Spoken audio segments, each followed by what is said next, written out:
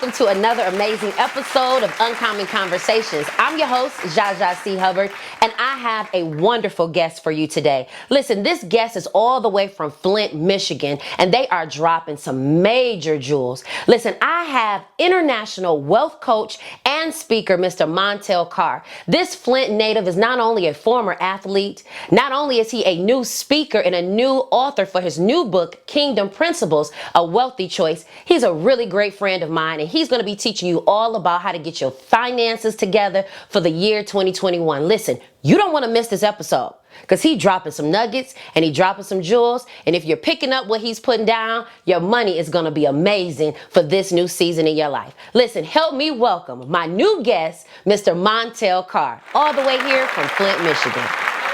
Yes, well, first I just want to get back to Zaza. You do such an amazing job. I always honored to hear you. I appreciate your work. And it's incredible. How can you not love somebody like her? She's full of energy, life. I'm just appreciative to be on the show. Thank you so much, Monty, for coming on the show with me today. I'm super duper grateful to have you as our very special guest. And you're getting ready to drop all kind of jewels. Now, you're an international wealth speaker talking all about money, helping people make sure that their change ain't strange and their money ain't funny. And I'm super excited because you're getting ready to drop some major jewels for us today. I really want to know, starting out the gate, what was some of your influences and the root as to why you wanted to teach people about finances and how to maintain their money? Well, I grew up in a single parent home. You know, my mother and my grandparents, they raised me up. And I will always hear slogans like money don't grow on trees, money won't buy you happiness. And it will always bother me because I would see people whose family was actually fortunate enough to actually go where they want to go, buy what they want to buy. So I always knew something was wrong with it. I just didn't know what was the key to it. And so it began to make me curious enough to go on my search. And I stumbled across a book, Rich Dad, Poor Dad, that changed the course of my life. And it set me on my journey to, want to be able to share my story to people about, it's not God's will for us to be in lack, but it's God's will for us to live in the abundance. And so my message is to people around the world is that, so if you are in anything that's only giving you sufficient or adequate pay, you're not in the will of God, because the word says you ought to be in the abundance. Passion to really want to empower people to think wealthy outside the box, to think more about yourself and think generational, leaving the heritage for your children's children and build legacies and build business. Now, Monty, you are a Flint native. Tell me, what was it like growing up, dealing with, some of the challenges and, some of the obstructions with growing up in your community? What was it like growing up and having to deal with some of those things, being an African-American young male in Flint, Michigan? Well, growing up in Flint, Michigan is a very rough city. It's easy to get in trouble, and I had to be careful what my surroundings was because I grew up around a lot of peer pressure. You played sports or you ran the street or you was a gangbanger, slanger, or hanger. And so the pressure of succumbing to what everybody else was doing was very severe. But I had mentors in my life at an early age. My grandmother, my mom, they kept me on the right course. In basketball, being a great athlete and keeping me in the church helped groom me to stay focused on what it is I wanted to accomplish. I think that if my grandma, my mother weren't in my life, I probably would have succumb to the pressure because, growing up with people you knew in school, it's easy to do what they do because, you friends with them. But once I centered in on what it is that I wanted, that's what helped me stay the course and easy to test what was a distraction and what was helpful to me. Now, Monty, I was reading all about your journey as an athlete. How has that impacted you as a young man and as an international wealth speaker? Because, it definitely keeps a lot of young people out of trouble being a part of sports. How did being a part of sports in Flint, Michigan impact your life and being the young man you are today? Well, I played basketball, football, and track. I was good at all three. Me and my twin brother, of course, as I told you last time. It really helped us because the passion was always there. I had a friend that I grew up with. We started off playing football, actually. We was good in football. As receivers was really fast. And so one day, I was kicking with my friend. His name's Jamal. I'll never forget this. And we stepped on the basketball court, and he just threw us the ball. And it was just like a natural ability we had. And he saw something in us, and he went and told the coach about us. He's like, coach wants y'all to come to basketball practice. We're like, no, we play football. We're not really playing.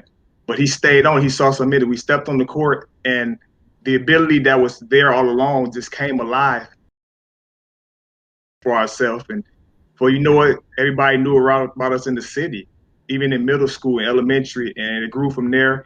And it kept us out of trouble. Like practice, our coach would spend time with us. It was like a family. It was like an escape zone to be at where others were out running the street, getting in trouble. We had a place where we can be safe at that were mentors on basketball, and he also taught us things to basketball that's just not just basketball, but it was to life as well. And so that helped to be along the way to stay focused and to excel at sports. Now, I know, Monty, school teaches us that together everyone achieves more. And you have definitely been on a lot of different teams and been a very, very great team player. What was your family life like? You know, the family dynamics, knowing that you have a twin brother. And I know most twins, you know, y'all be doing that little telepathy thing. What was it like, Monty, growing up in your family, having a twin brother? Did y'all ever like trick the ladies or or anything like that? Let me know. What was that all like? You know, being a twin, especially identical, you know, you always get the silly stuff first. Are y'all twins? Like, come on, it's obvious, man. We look, you know, well, being a twin, you have to let it be known that although we twins, we got our own identity. Because I think a lot of times when people see two people look alike, they think we're the same, but we had a lot of differences, which makes us both unique. And, you know, growing up in the family, it was always compared to who was better at what and who did this right and who done this to accept each other's differences. And I think the key that kept us, you know, from always having feud and with other people is that we just celebrate each other's differences. Because before it was always trying to outdo. You know, a lot of times, my brother, you know, he being the oldest by like 9 minutes, he'd tell me what to do. I was like, you can't tell me what to do. Like influence to him to encourage him to be who he really is. Because a lot of times he tried to be like me a lot and do everything I do. And I told him that, bro, you your own individual person. You need to really display that and let that be known. So as we begin to celebrate each other's differences, it changed the course of everything to where people respected that and recognized that.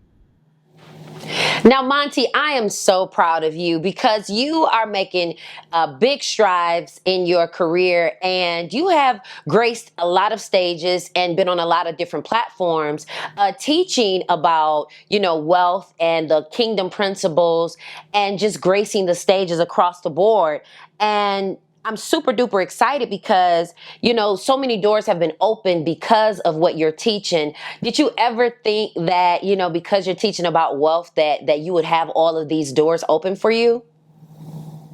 You know, no, I didn't think like that. Like, you know, I never asked to really be big. I wanted to be effective. I realized that the byproduct of being effective or being effective is big. It's being big and, you know, famous and known. And so I just wanted to be effective to reach people. And it started off something that I was passionate about. The time that if you're passionate about something, give your gift away for free first. Serve your gift to people because at some point, you know, God will line up the dots that's necessary to get you to where He wants you to be. Like I said, I never asked to be big. I just wanted to be effective. But being big and famous and known is just a byproduct of being effective. How I can serve other people.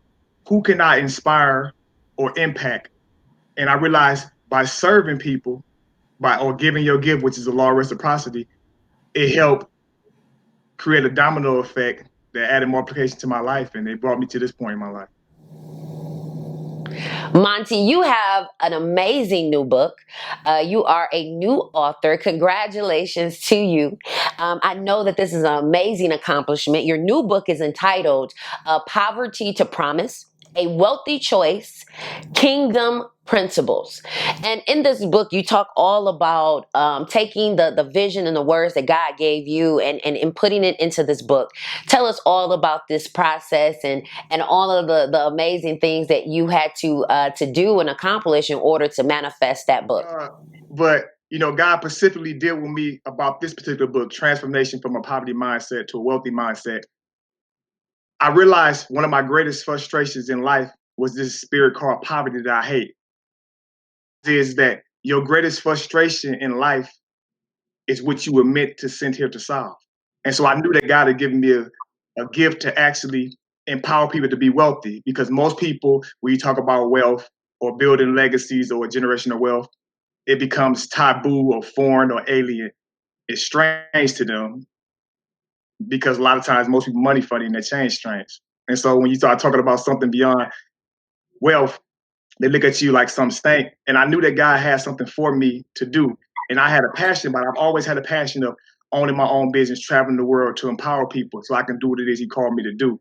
And so with this book, on this journey, it wasn't an easy journey because I had to actually dedicated my whole summer to writing it. I would get away, I canceled all my trips, all my family events. When we going here today, I'm not going. People thought I was crazy. Oh man, you went off in the deep water or something. You lost your mind, man. But I knew that I had a message to get out. And sometimes when you have a message, sometimes you have to cut off the distractions of people that would try to hinder you. And so I had to cut everything off, and I just locked in. And my whole summer, and I just began to just take it one day at a time, listen to God, what He wanted me to share. And then in the process of writing the book, I realized that wealth principles is really God's way. And reading the Bible, He talks about a lot about wealth in the Bible. And most people in life tend to equate God as a broke person, which He's far from that as well. And so my message is that there's nothing spiritual about being poor, but it has everything with you being wealthy so that you can live in the abundance. Amen, Monty. I definitely appreciate it because the wealth mindset needs to be taught to so many families, especially families that look like you and I. But as you move forward and you continue to teach about increase in families, tell me about the individuals who have influenced you. I know earlier in the video and in the show and the interview, you mentioned Rich Dad Poor Dad, author of Rich Dad Poor Dad. Now, what are some local community activists and leaders who have influenced you to become the young man that you are today? In Flint, growing up watching people like Montel Cleese and Mort Peterson, they played in the pros from Flint, Michigan as well too. They will always be in the community doing things to try to give back. And, it really inspired me to realize that I could be a leader too as well. And there was other older, elderly people like in churches and also had businesses. I started doing community things like putting on community events for people to keep kids out of trouble, to give them activities of what to do, building recreational centers, fitness centers, and opening up business to create jobs for people that couldn't find their way. It was all a tactic to keep people off the streets and out of trouble. And so that inspired to me to want to not only build myself up, but to give back to the city or whoever I can to actually help people. And those people were great influences to my life as well. And also meeting Les Brown, one of the greatest speakers ever. Him being a twin like me as well too, being told that he had never mounted anything, actually mentally retired. Greatest speaker. I met him in California. He poured into me. It changed the course of my life.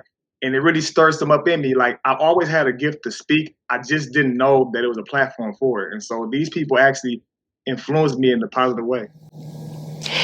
That is amazing. And, as you are continuous to build your career, tell me, what are you doing to leave a legacy and what do you want to leave behind for the next generation? I want people to remember me for, number one, empowering them to want more. My message is always this, is that you can have more in life because you become more than what you are. Never settle, and that there is no limits. The only limits that you have is that what you allow others to put on you or that what you put on yourself. But also to remember me as somebody who cares about people, somebody who made a difference. Because I always tell people, heroes will be remembered, but legends never die. I want to be remembered as a legend to make a difference. Somebody who helped people and pointed them back to Jesus. Somebody who helped empower you to get your mindset right, your health right. Somebody that focused on the abundance and not just partial things, but the abundance. Somebody who has the ability to help people identify where they're at right now and to help them cultivate who they are to get to where they are. Somebody, man, who's just passionate about people and brings encouragement. Monty, that is absolutely beautiful. And, we need more Monties out here in the world because it is extremely important that our young people, our families, especially those that look like you and I, the importance of financial stability. And speaking of financial stability, our world has just been involved in some really, really crazy things that have affected all of us. And during this pandemic, I want to know from you, Monty, what are some of the things that you have learned and how this pandemic has affected you, not only personally, but your finances as well? The pandemic has really taught me a lot. It's actually, I tell people, the pandemic actually is a blessing and what people will say a curse in disguise. And what I mean by that is this, is that it's a blessing because if this pandemic has not happened, many people wouldn't have done anything different. And I believe sometimes we won't do nothing until we forced to do it. And so sometimes life has to happen or horrific or catastrophic moments have to happen in order to get us to move and to think and to do the things that God has already petitioned us to do as well. It taught me to actually appreciate everything you have within a snap of a finger. It could be gone like that. It taught me to also appreciate your health. Don't take your health for granted or life because people are here today, gone tomorrow. It taught me also to actually think more about other people than just myself. Because before all this, you had people who just focus on themselves. I'm Peter to pay Paul, trying to make ends that never meet. Now that the pandemic has happened, it's caused people to come together as families. Normally, people won't even spend time with their family, kids. Now they're forced to now. They have to condense everything in right now. So it's been a blessing in itself. It taught me a lot about life to just appreciate and focus on the thing that's more important because the things that we value or think is important can be shifted with something simple as a pandemic. You know what, Monty? That is so true because even with my family, my son and my sisters, we have gotten closer and it's definitely caused us to address some things that we oftentimes, sweep under the rug within our families. And, oftentimes, Monty, history repeats itself. What do you think we should be preparing for, and how can we prepare ourselves in the event that another, catastrophic event like this pandemic that we are experiencing happens again? How can we prepare ourselves and our families financially? I love it. Actually, that's a great question. One of my favorite questions because in the event that this happened again like that, people should focus more on, watch this, not the present of what they're doing right now, but focus on futuristic things, build assets, think more outside of a job mentality. I always say a job is just over broke or jumping out of bed. I'm just saying that it has nothing to do with life. Like, God has something great for all of us. So focus on what's your niche, what is it that you do extremely well with the least amount of effort, and will you do it for free? And as you build yourself like that, you'll find that there lies multiple opportunities in that people will compensate you for that. That's what's called making yourself the brand and building assets. See, what we focus on is we focus on the right now. Just to work to pay bills, just to eat, and to survive for tomorrow, but not thinking about futuristic things. And so my thing is to focus on your financial ark. When God petitioned Noah to actually build an ark, he told him to build an ark, but the trouble is that it never rained when Noah was at. So people laughed at him and said, "You crazy." God told him to do. And as the process, the storm did come. It doesn't matter how long. What matters is what God told you to do. If you focus on what he tell you to do, when moments like this happen, because they're going to happen, when storms come, you will have your ark built to where you and your family will be saved and you'll be able to live amongst this moment while others are going to drown. And so what happened? They didn't listen and everybody else died and drowned. So focus on your financial ark so that way you can actually stay above the waters because many people are drowning financially because they only thinking about the now. In the Bible, it says that as it was in the days of Noah, so shall it be when the Son of Man comes. They're going to be eating and drinking, doing everything. Everybody else running around, doing things that's not necessarily bad, but at the same time, they comatose. They sleep. They're not aware that a storm is coming. And like many other people in today, in the United States, they was running around doing a whole bunch of this, that, and not really thinking that this moment would happen. While other people in the midst of what seems to be horrific have their financial art to where they seemingly still building assets and still making more money than money. Why is that? Where other people are drowning? About the instructions that they got, that they locked in on or they capitalized on, that made the difference. Absolutely, Monty. And you are definitely dropping major nuggets, and you're definitely giving out major jewels that was going to help so many families out here that are watching Uncommon Conversations, and that's that's why you're the author of A Healthy Mindset and Kingdom Principles. That's why you are who you are. And speaking of you being who you are, this pandemic has caused us to kind of be hermits at home and just figure out things at home and figure out what it is we want to do. Now, Monty, tell me some of the things that you could not live without during the pandemic and while we were cooped up in the house. I admire health a lot. And so I used to go to the gym a lot. And so when this hit, I'm like, oh no, like the gym, I'm stuck in, because that was therapeutic for me. And so what it taught me to do was I had to be creative and think outside the box. So what I would do is I would go into like little parks in my neighborhood where they had like certain pull-up bars and tracks where I can go run and still get my workouts in. I had to be more creative to do that. Because a lot of time I think when stuff happened, we use that as an excuse not to continue to do the necessary things to actually. So I use it as a way of there's no excuses, and I had to leverage what I had, like go to parks, and another thing was that I couldn't live without is that I would have a habit of I like to read a lot, so I would go to libraries because I believe leaders are readers. You know what I'm saying? Your mind's like a parachute. If you don't open it up, it won't work for you. And so it just messed me up. I'm like, okay, but then I realized I not only got a library here, but I got a library in my actual home. I have multiple books, so I just locked in. And I just read to keep myself sane. Because a lot of people, they're losing their sanity because they're focusing on what's happening right now instead of focusing on solution. And so if you're more focused on the problem, you always stay in the problem. Like many people are focusing on the solution, which is why they still getting ahead and staying on top, while everybody else is still drowning because they just more problem oriented instead of being solution oriented. But the catch is this, is that you can't get me to solution if you don't first know problem. So in order to affect people, you have to have one foot in the problem and one foot in the solution. So I just locked in on the solution. And, Monty, I totally, completely agree with you because, unfortunately, a lot of people that look like you and I, we oftentimes, we dig in and dive into all of the problems. We know where the problem is at, the people and the players in the game of the problem, but we yet to dive into creating a solution to some of the issues that we have in our community. Now, a lot of times people don't realize that they don't start with the end in mind. And I speak that to a lot of people when I go and I talk to different people and I tell them, don't start things just to start them, but we have to make sure that we are completing them to the end. Now, Monty, every time I have a guest on the show, we play this game. It's called the Survival Kit.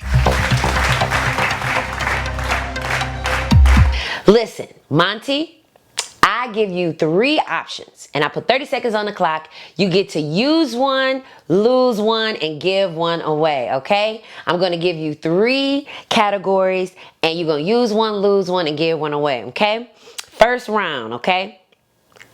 Shopping cart, lollipop, garbage bag. Shopping cart, lollipop, garbage bag. You're going to use one, lose one, and give one away. What you doing? I use the garbage bag. I give the lollipop away. And I the shopping cart. What? Yeah, I'm losing that one. Okay. Second round. Beach towel, milk crate, pencil. Pencil I'm using. Beach towel I'm giving away. And crate I'm losing. The final round, last round.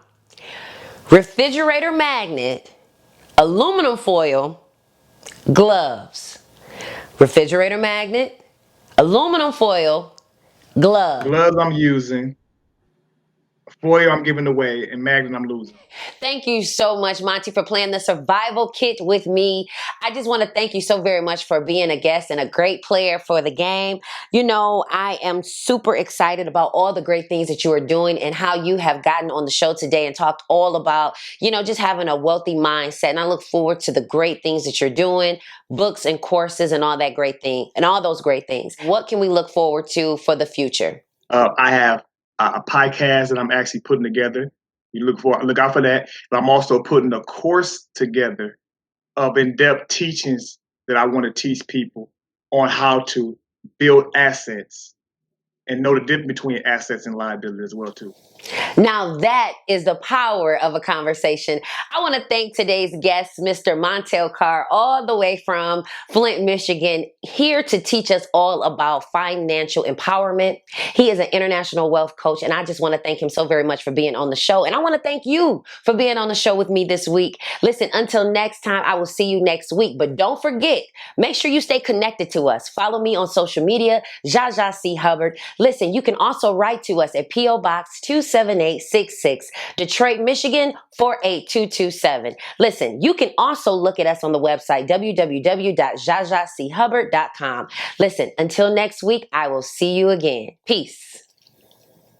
The truth is that that's far from success. I'm not saying it's a bad thing. Those are good things. But success, ladies and gentlemen, is not about doing, it's about becoming. You have to become a different person to attract the lifestyle you really want. Success also is creating the pathway for others to follow. If there's no pathway, is there truly success?